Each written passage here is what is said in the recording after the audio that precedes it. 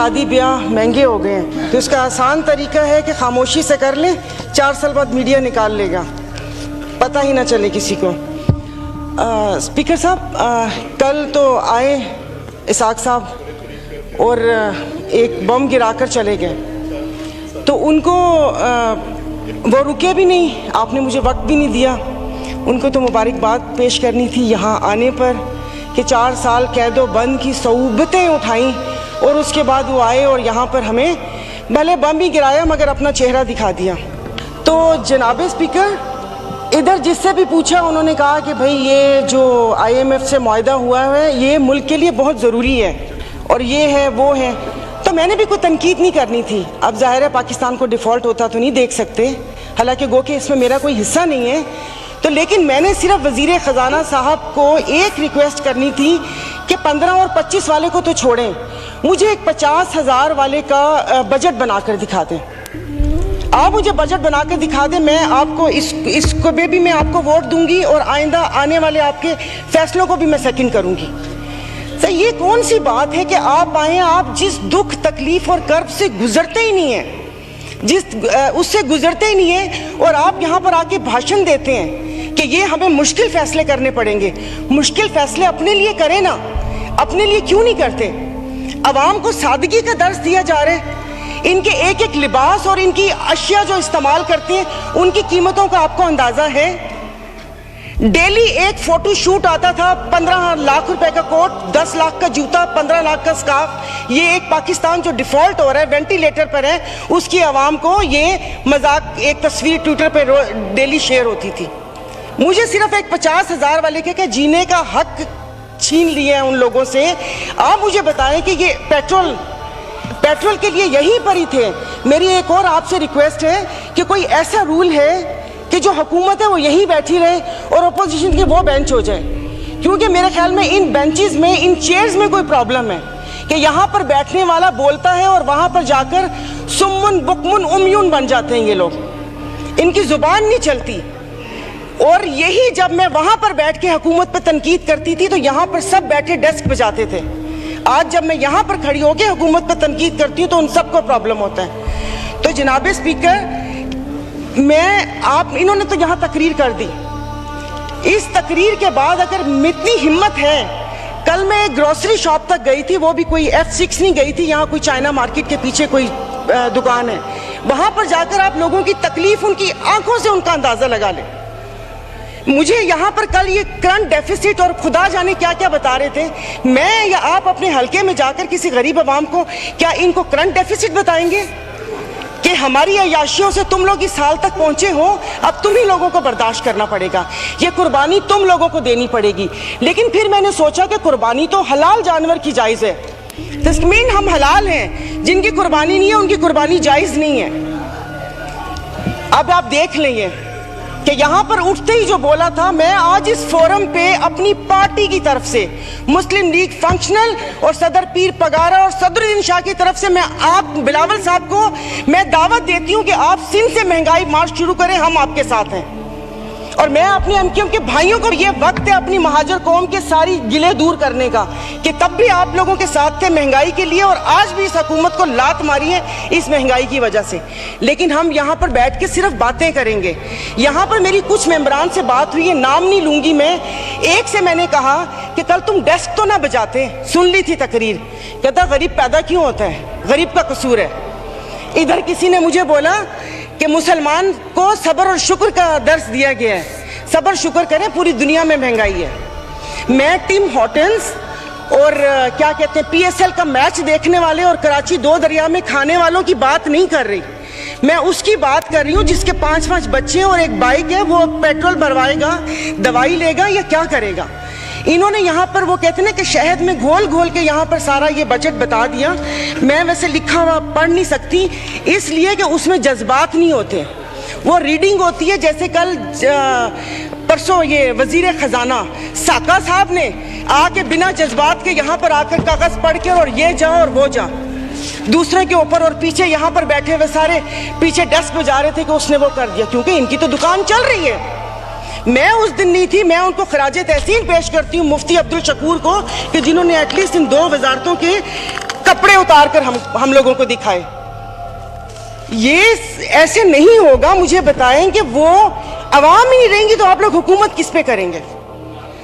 और बिजली की बात कर रहे हैं तो आप मुझे बताएं कि आईपीपीस के मुआहदे किसने किए थे? आईपीपीस के मुआहदे तो इन्होंने किए। और कल उन्होंने कहा कि हुकूमत जैसे ही संभलने वाली थी तो सैलाब आ गया। तो जनाब स्पीकर मुझे माफ कर दीजिए, जिस वक्त सैलाब आया तो उस वक्त तो हम अपनी जिंदा दिली का सबूत दे रहे थे। 75 करोड़ आवाम के खून पसीने और टैक्स की कमाई से हम यहाँ पर तकरीबात कर रहे थे। और मजे की बात है, प्लीज मतलब मैं बहुत आराम से बात कर रही हूँ, कोई तंज नहीं करूंगी, कि अभी आइन की तकरीबात का आगाज हुआ है। क्या आइन के आर्टिकल 3 आई थिंक 27 या 35, 36 आगे, क्या उस पर यह रियासत पूरा उतरती है? क्या हमारी जानो माल की हिफाजत है? यहाँ पर हमें बुनियादी सहूलतें मुयस्सर हैं यहाँ पर? मतलब हम लोग इतने नाक के पक्के हैं कि उस पर वो करके आइन की बात कर रहे हैं। और ये हालात इस नहर तक ना पहुंचाएं कि हम अपनी बड़ों की कुर्बानियों को बेफजूल समझें, क्योंकि गोरे से तो लेके रहेंगे पाकिस्तान, ये नारे लगाकर हमने आजादी तो ले ली, अब मैं किससे आजादी मांगूं? क्या गोश्त खाने के लिए हमने आजादी मांगी थी कि खुला गोश्त यहां पर खाने को मिल जाए? उसके अलावा तो कुछ भी नहीं है। और मुझे माफ कर दीजिएगा कि उस कश्मीर वाले दिन में यहां पर ना वजीर आजम थे, ना वजीर खारजा थे, ना दिफा मिनिस्टर थे, और ये यहाँ पर कश्मीर का वो हो रहा था। और जो मोदी की कहानी सुना रहे थे, मुझे तो एक सेकंड के लिए, मैं तो उस वक्त आई थी, मैं समझी कि आप शायद यहाँ के हालात सुना रहे हैं। मुल्क को पता नहीं आप लोगों ने कहां से कहां पहुंचा दिया।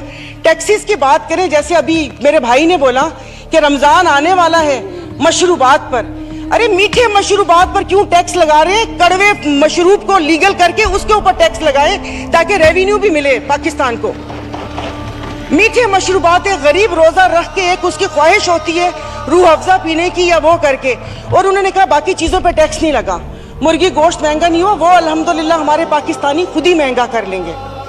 जनाब स्पीकर, अभी वजीर आजम साहब ने कहा था कि ये जो थर कोल है ये गेम चेंजर होगा, उसके ऊपर तो टैक्स लगा दिया। वो क्या गेम चेंजर होगा? नहीं, उसको हलाल करते, मीठा तो गरीब पीते हैं, आप लोगों को उसको लीगल करके उसके ऊपर टैक्स लगा देना चाहिए। तो जनाब स्पीकर, ये सब बैठ के इसके मसले को, जनाब स्पीकर ये ऐसी बात करते हैं यहाँ पर। अब मैं, सायरा बानो नाम है, एक्टिंग भी बहुत अच्छी करती हूँ। इन सब की आवाज के साथ इनको इनका कोरम याद दिलाऊंगी। जो यहाँ पर 5 दिन लगातार आप करो तो हलाल, फर्क नहीं पड़ता ना, दिल दुखा हुआ हो तो तब ना। मैं आपको अपना से शेदादपुर में 2 हफ्ते पहले, 1 हफ्ते में 4 खुदकुशी हुई है। और मैं इस ऐवान के सामने कहती हूँ कि ठीक है मेरे हस्बैंड वेल ऑफ हैं, बट मैं एक मिडिल क्लास फैमिली से हूँ।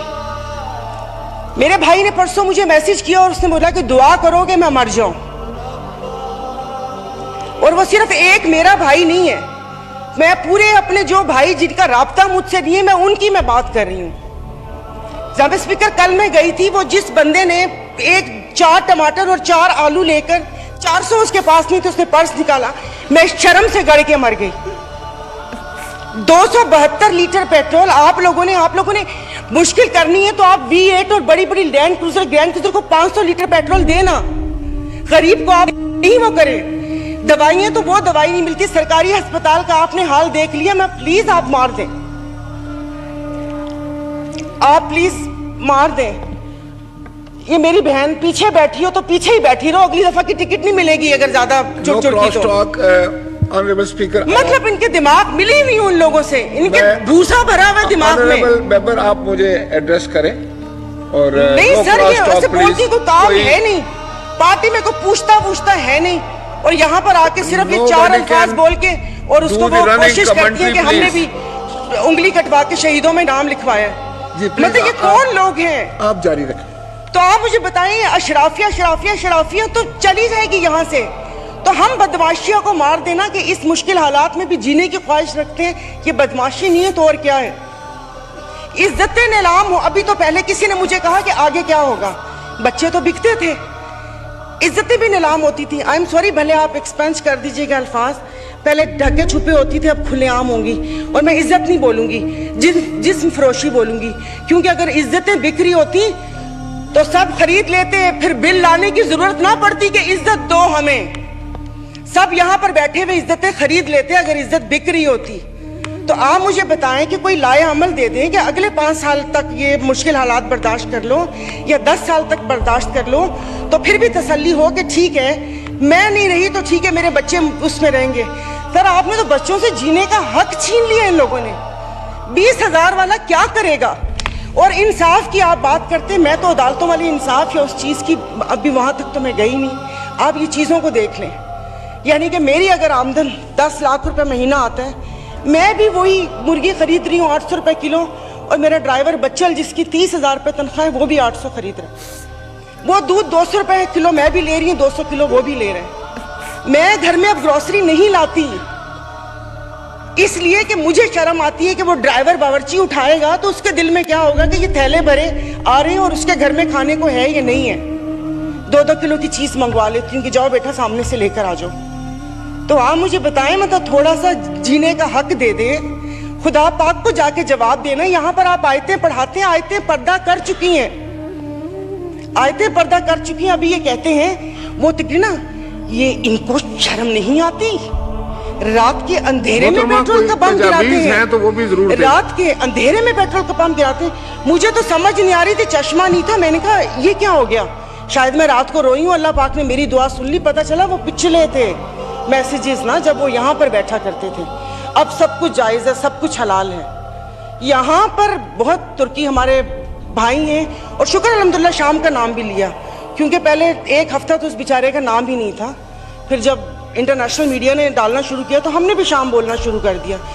वहाँ पर अल्लाह पाक उनकी मदद करेगा, और वो रियासत माँ जैसी है, उनके हुक्मरान हमारे जैसे नहीं हैं, उनके लिए वो खड़े हैं। दबी हुए अवाम के लिए हम इज़ारे यकजहती के लिए बेचैन हो रहे हैं, लेकिन यहाँ पर जो मरी हुई फाकों से अवाम है उसके लिए कोई दिल में दर्द नहीं है। तो अभी ये आइन की तकरीबात के लिए कितने पैसे वो हुए, इन्होंने अभी बोला कि हम तनख्वाह नहीं ले रहे, 1,80,000 से क्या। तो लेकिन बाकी जो चीज़ें हैं वो, ये जो गाड़ियाँ, ये फ्यूल कार्ड, इनकी ताम झाम, इन सब पे कितना पैसा खर्च होता है। देखो खुदा का खौफ कर ले, मेरे पास कोई अल्फाज नहीं है, ये सारा कुछ मैंने लिखा था लेकिन ये बेफजूल है। मैं किसको इशारिये सुनाऊंगी कि 13 पॉइंट ये हुआ, मोडीज की रेटिंग ये है, वो ट्रांसपेरेंसी ने ये बोला वो बोला।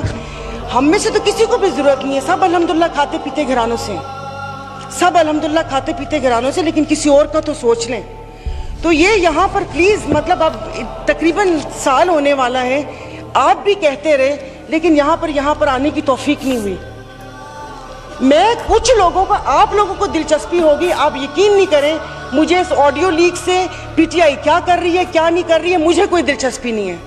सब जाएं भाड़ में, लोग अवाम मर रही है, आप उसको देखिए। मेरे पास तो कोई ज़ाहिर है वो इतने ना इशारिये हैं, ना मैंने मौशियात इतनी पढ़ी हुई है। कॉलेज नहीं था वो, ऐसे ही वो कॉलेज था, साइंस कॉलेज नहीं था, आर्ट्स कॉलेज था, समझ भी नहीं आती थी। मौशियात एग्जाम था, 30 नंबर थे, 3 ग्रेस मार्क मिले थे, 33 नंबर हैं मौशियात के। और एक ही याद है कि इंसान मौशी जानवर है, लेकिन घर का किचन चलाती हूँ, घरेलू औरत हूँ, तो मुझे पता है कि ये सब, आई एम सॉरी, ये सब बकवास है ये जो बता रहे हैं। इससे ये होगा, इससे वो होगा, इससे ये होगा, इससे वो होगा। जिस वक्त खाना बनाने या किचन में खड़े ना, उस वक्त आटे दाल का भाव पता चलता है। शुक्रिया।